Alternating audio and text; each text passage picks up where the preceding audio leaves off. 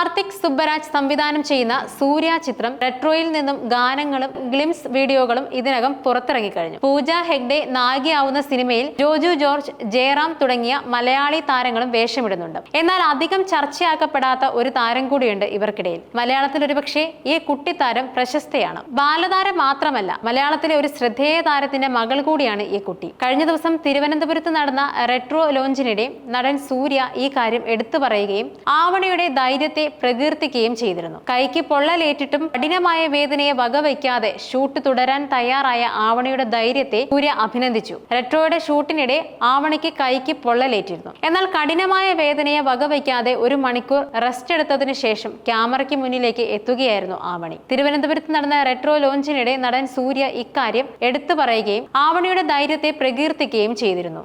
ഇപ്പോഴത്തെ റെട്രോ ഷൂട്ടിനിടെ ആവണിക്കുണ്ടായ അപകടത്തെക്കുറിച്ച് നടി അഞ്ജലി പങ്കുവച്ച കുറിപ്പാണ് ശ്രദ്ധ നേടുന്നത്. ഹലോ ഫ്രണ്ട്സ്, തിരുവനന്തപുരത്ത് നടന്ന റെട്രോ ലോഞ്ചിന്റെ വീഡിയോ നിങ്ങളിൽ ചിലർ കണ്ടിട്ടുണ്ടാകും. നടൻ സൂര്യ സാർ ആവണിയെ വേദിയിലേക്ക് ക്ഷണിച്ച് കൈകൾ പിടിച്ച് റെട്രോ ഷൂട്ടിംഗ് ലൊക്കേഷനിലുണ്ടായ തീപിടുത്ത അപകടത്തെക്കുറിച്ച് സംസാരിച്ചത്. ആവണിയെ അനുഗ്രഹിച്ചതിനും പിന്തുണച്ചതിനും കരുതലിനും സ്നേഹത്തിനും നന്ദി സൂര്യ സാർ. കഠിനമായ വേദന അനുഭവിച്ചിട്ടും അഭിനയത്തോടുള്ള അവളുടെ അധിനിവേശവും സമർപ്പണവും കണ്ട് ഞങ്ങൾ ഞെട്ടിപ്പോയി. അവളുടെ കണ്ണുകൾ, പുരികം, മുടി, ചെവി, കൈകൾ എല്ലായിടത്തും പൊള്ളലേറ്റിരുന്നു. സംവിധായകനും സംഘവും ആവണിയെ വീട്ടിലേക്ക് മടങ്ങാൻ നിർദ്ദേശിച്ചപ്പോഴും അവൾ ഒരു ഇടവേളയെടുത്ത് 1 മണിക്കൂർ വിശ്രമം ആവശ്യപ്പെട്ട് ധൈര്യപൂർവ്വം തന്റെ രംഗങ്ങൾ പൂർത്തിയാക്കാൻ മടങ്ങിയെത്തിയെന്നത് സന്തോഷകരമാണ്.